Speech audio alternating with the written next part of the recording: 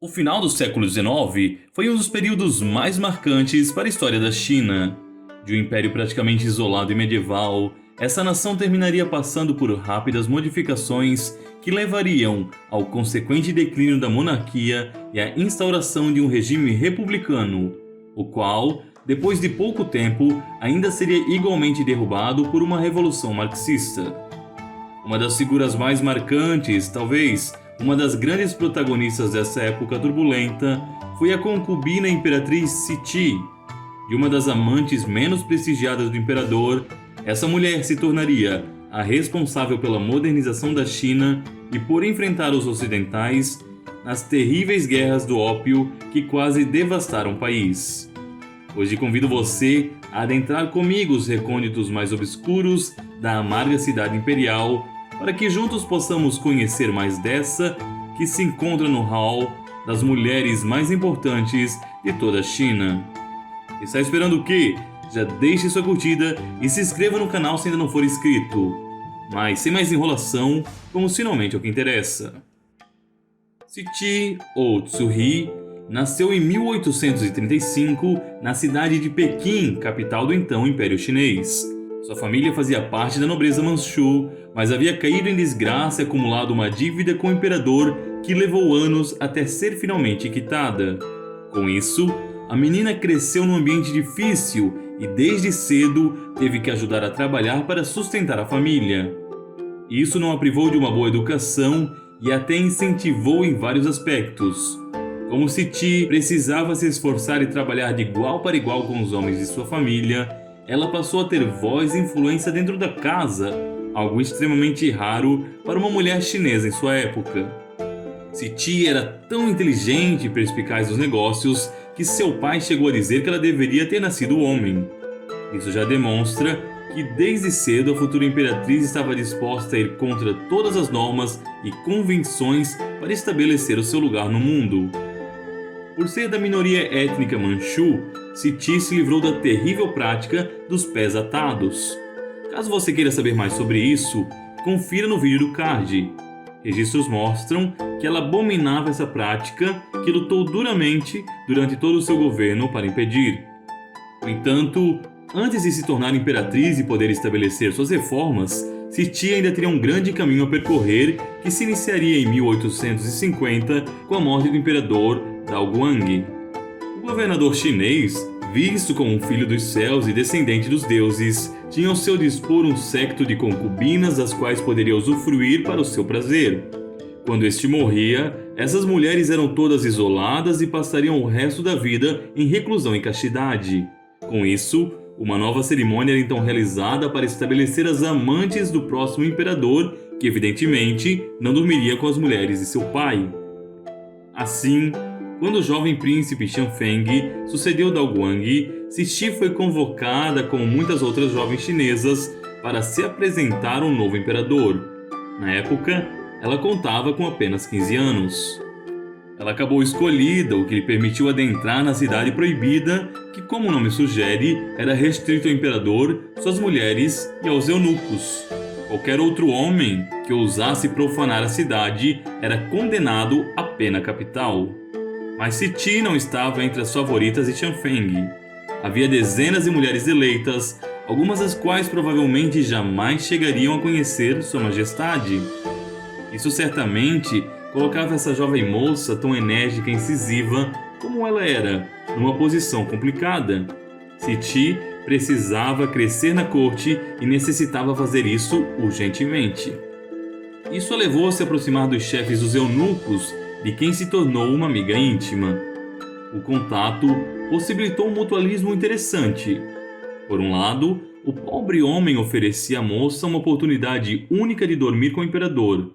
Pelo outro, a ascensão de Cixi recompensaria a ele com oportunidades e uma vida mais estável, algo raro entre os eunucos que serviam na corte. É provável que a futura imperatriz tenha soado impressionante, de tal modo que o chefe dos eunucos apoiou a proposta. Mas não foi só a ele que Cixi conquistou. O imperador Xianfeng, que tinha fama de insaciável na cama, gostou tanto dos dotes da mulher que passou os meses seguintes dormindo apenas com ela. O resultado disso já era esperado. ela acabou grávida, dando à luz ao príncipe herdeiro. Na época, Siti não era esposa oficial do imperador, cargo ocupado pela imperatriz Xian, mas Siti era tão carismática que, de alguma forma, sabe-se como, convenceu Xian a dividir o posto, concedendo-lhe igualmente o título de imperatriz, por ser, afinal de contas, a mãe sanguínea do futuro governante da China. O que poderia ser um relacionamento conturbado e marcado pelo ciúme das duas mulheres se tornou uma amizade profunda. Por um breve período, após o falecimento do imperador, as duas governariam em conjunto de forma harmoniosa o país, sem quaisquer registros que tenham permanecido de desentendimentos ou desavenças entre elas. Alguns afirmam que essa cumplicidade entre Siti e Xian foi fundamental para garantir um pouco de estabilidade durante as turbulentas mudanças pelo qual o país passava. Mas manter a paz era difícil naqueles dias tenebrosos. Reino Unido e França pressionavam constantemente o imperador chinês para que abrisse seus portos ao comércio com o Ocidente. Entre as exigências estava a compra de ópio, uma droga famosa na Índia e no Oriente Médio, mas muito mal vista pelos chineses.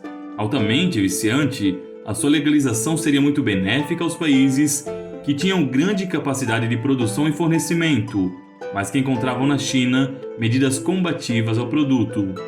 Xianfeng, no entanto, se mostrou resoluto em suas decisões em manter os portos fechados e rotineiramente despachava os embaixadores sem recebê-los. Ele era, afinal, o descendente dos deuses e o escolhido dos céus. Por que iria ceder a um punhado de estrangeiros oriundo de terras distantes e pouco conhecidas? Outra coisa que tornava os ingleses motivo de escárnio na China era o fato de serem plenamente súditos de uma mulher, na época a Rainha Vitória. Como para os orientais, a ideia de democracia e de divisão de poderes não existia, era difícil conceber que um parlamento de homens prestasse juramento a uma rainha. Como resultado das medidas e sanções contra o ópio por parte do imperador, os britânicos e os franceses então empreenderam uma das guerras mais injustas de todos os tempos.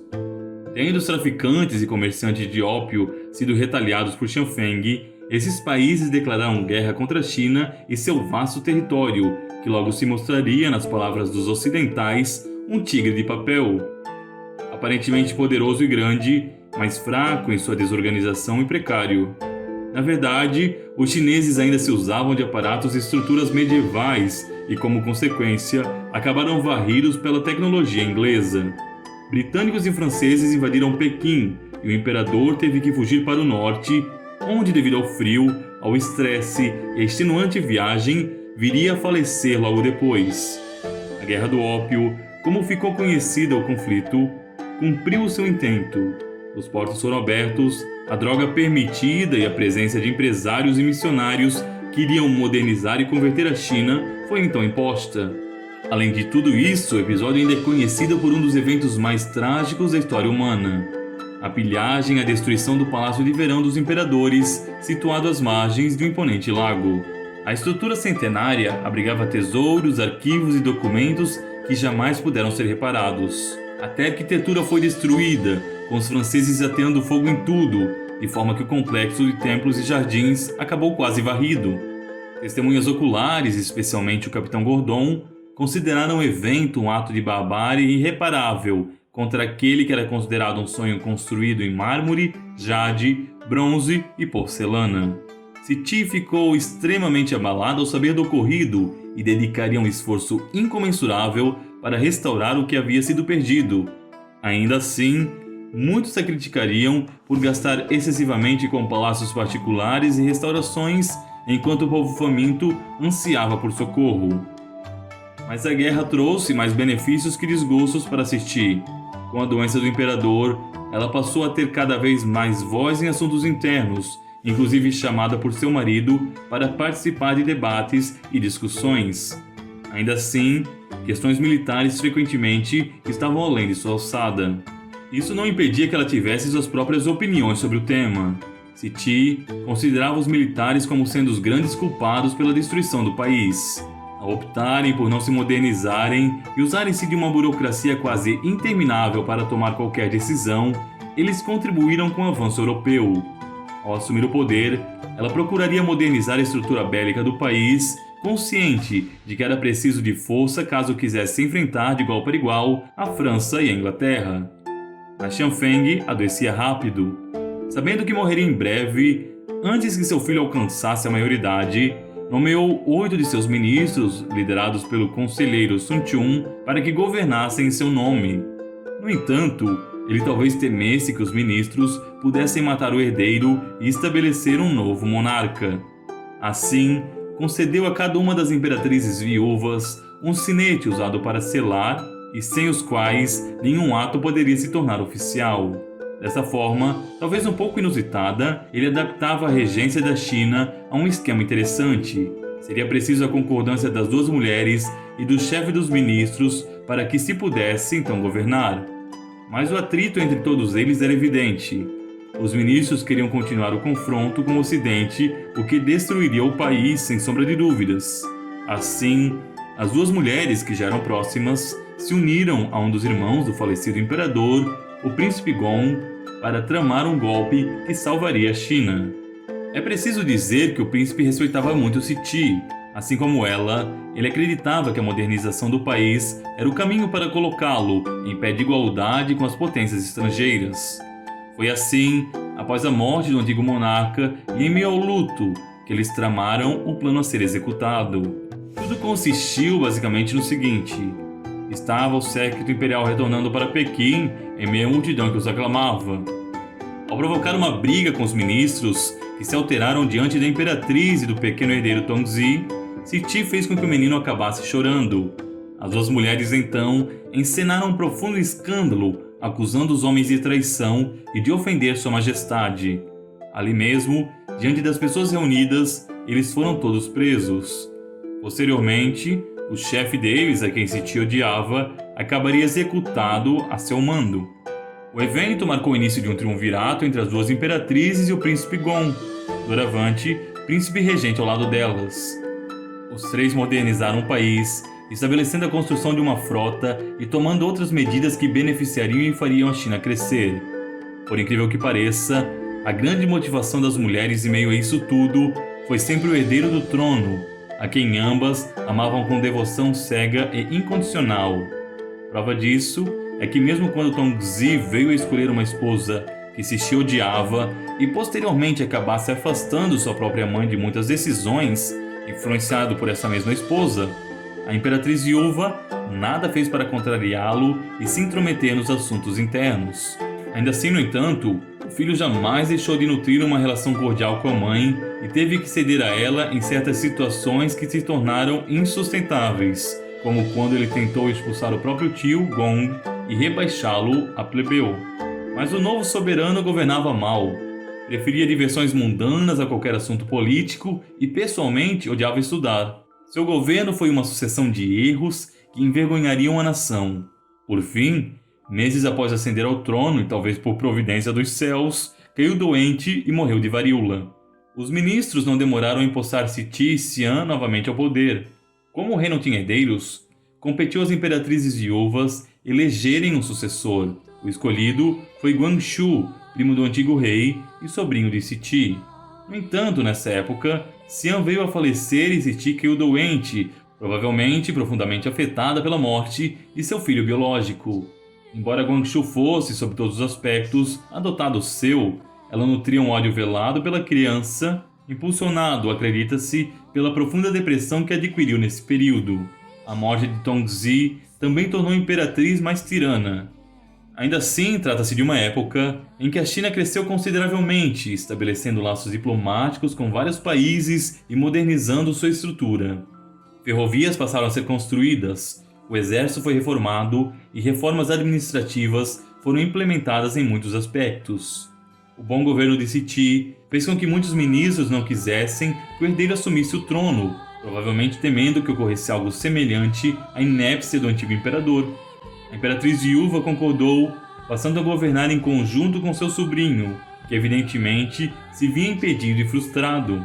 Como tentativa de se libertar, Guangxu coordenou então um golpe com alguns partidários e aliados do Japão, uma nação hostil à China. Os seus planos foram descobertos e os traidores punidos. Guangxu foi considerado louco por Cixi e passaria a ser enclausurado no palácio, de onde jamais foi libertado. Os ocidentais, principalmente embaixadores, viam isso com muito maus olhos. É nessa época que começa o declínio da governante. Ela se tornou gradativamente mais isolada e melancólica nos últimos anos de sua vida. Ainda assim, jamais cessaria a modernização do país, enviando estudiosos a várias nações para que pudessem avaliar em quais pontos a China poderia melhorar. Nesses últimos anos, muitos estrangeiros, a convite da própria imperatriz, passaram a conviver na Cidade Proibida. Para todos, o retrato dessa mulher é o mesmo: dócil, graciosa, inteligente, amante de animais e das flores, mas igualmente capaz de matar aqueles que ameaçassem a ela ou ao seu país. Em suma, Cixi é o último grande fruto do período feudal chinês. Finalmente, em 1908, ela veio a falecer, não sem antes envenenar o imperador Guangxu, pois temia que após sua morte ele pudesse se aliar ao Japão e vender o país aos estrangeiros. A China acabou, então, nas mãos de Puyi, que anos mais tarde seria deposto do cargo com a instauração da República. A figura de Cixi é interessante e quase trágica. Símbolo do final de uma era, ela enfrentou as mudanças terríveis de seu tempo e tentou assegurar a continuidade da monarquia, postergando a sua queda inevitável. Sua história é frequentemente retratada com as cores de um período que se apaga, com uma aparência quase surreal, como deve ser a imagem de uma imperatriz medieval no limiar do século XIX. Hoje, apesar das críticas, os historiadores tendem a restaurar sua imagem. Ela fez quase o impossível pela China e seu comando permitiu o florescimento da cultura, dos jornais e de tudo o que antes era impensável.